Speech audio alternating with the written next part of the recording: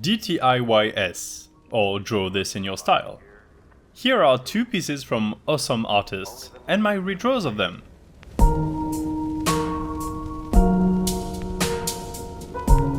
Well, hello there, I'm DTIYS.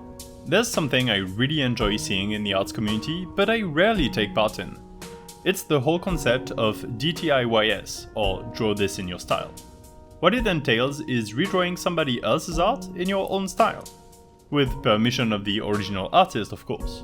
The original artist will post their work with the express indication that it can be redrawn, so it's not a theft of art. Anyway, I always see these types of artworks, and I love it.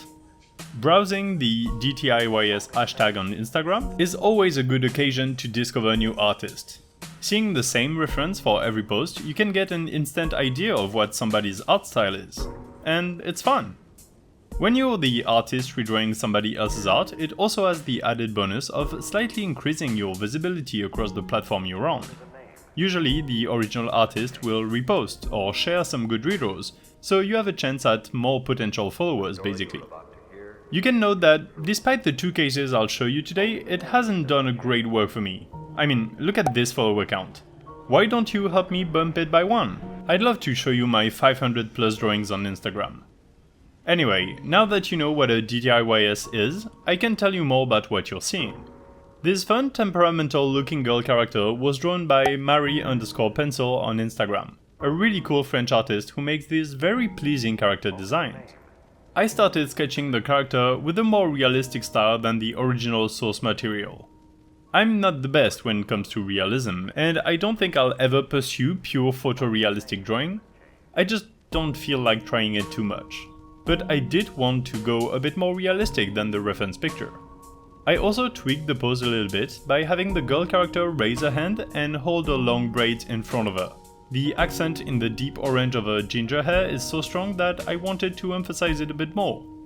I also really liked the playful but slightly impertinent expression she had, as if the character was purposefully trying to intimidate you or make you feel bad. So I leaned into that and gave her furrowed brows, looking at you from the side and not straight ahead. I like her personality that way. Now, let me break up the process of this drawing by mentioning something quite important. In the phrase, draw this in your style, there is the word style that has a lot of emphasis on it. The question of my own style is something I, as a lot of artists often do, have pondered a bit. I don't know what my style is. I always made a point, for years, of changing art styles as often as I can. Even in my videos you can see that I will use a paintbrush with ink, and then draw a digital lineless landscape, and then make a cartoony portrait. I don't know what my style is. I don't really care, to be honest, as my plan is just to learn as much as I can from any and all styles and techniques. This drawing is not different. I wouldn't really call that my style, as I don't have a lot of drawings even remotely close to that. For this one, I have found a new approach I never tried before, which is a bit rare nowadays. So after the sketch, I decided to do only half of the inking. Instead of a solid brush for inking, I used a square brush with opacity not quite 100%. I also made a point of having the lines be as loose as possible whenever I could. This makes a mesh of lines that aren't connected. They have a weight to them that is mostly uniform as well. More importantly, this line art is a bit chunky. As a contrast, I decided to paint the colors as softly as I could, with a large square brush and very low opacity. After flattening the main colors, I did like dozens of passes of slight changes of hue and saturation to give the relief in the colors. That goes for the shirt, the skin, and the hair. I sometimes used the blend tool of Procreate for simplification, but I tried not to do it as much. I mainly just painted layers on top of layers. I like the feeling of it. I like how it looks overall. I'm not great at characters, and there are a lot of things wrong here, with the pose or the angle of the face, the lack of symmetry with the eyes and so on, but I really like the coloring and the texture of the paint. And this is how this character came to be.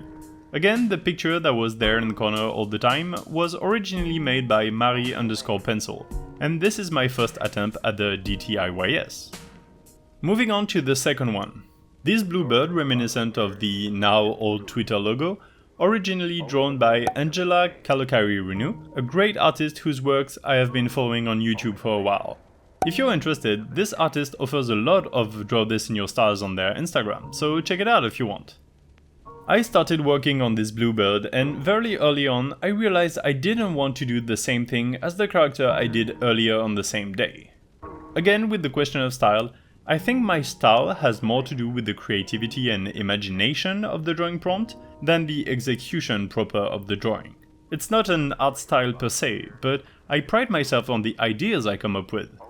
Maybe that's why I never really did this sort of challenges before, because for me the phase of coming up with a drawing concept is half the fun, so I'm missing on a lot of fun by drawing other people's ideas. And so I decided to tweak the concept my way.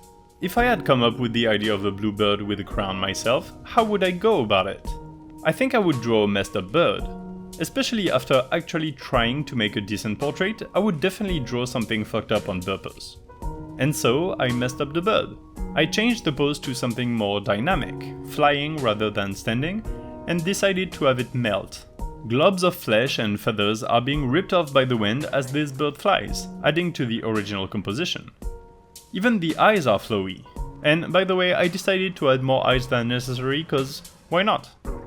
The background is also modified a bit.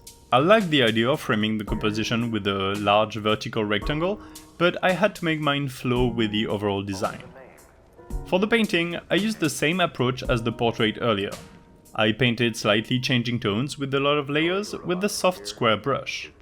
I really wanted this bird to have depth, so emphasis on the shadows, which are harder than on the ginger-haired girl. I have to say, Angela, your colors are so incredibly satisfying, orange and blue go so well together. It was such a pleasure to have this bird filled with ornate squiggles going from reddish brown to saturated yellows. I really loved this bird design, both the original and my take on it. Also, because the bird was fucked up on purpose, I had a lot of leeway in the drawing, a lot more than on the semi-realistic character. The only thing I did actually mess up, not on purpose, was the placement of the bird's left wing, on the right of the screen. After I stopped recording, once I was done, I went about to do something unrelated to the drawing, and when I looked at it again I realized the wing should definitely have been much lower and behind the torso instead of in front. This is why you should always draw your project in multiple settings, to allow your eye to get out of it and see clearly what huge mistakes you're making. But it's fine, I fixed it with the selection tool and a bit of paint over, and here we are. This is the final bird I came up with, which again I'm very happy about. Let's also show the other drawing while I invite you to subscribe and leave a like if you enjoyed this video. There are many links in the description if you want to find more of my work or support me by donating a couple bucks. I'll see you eventually. Bye!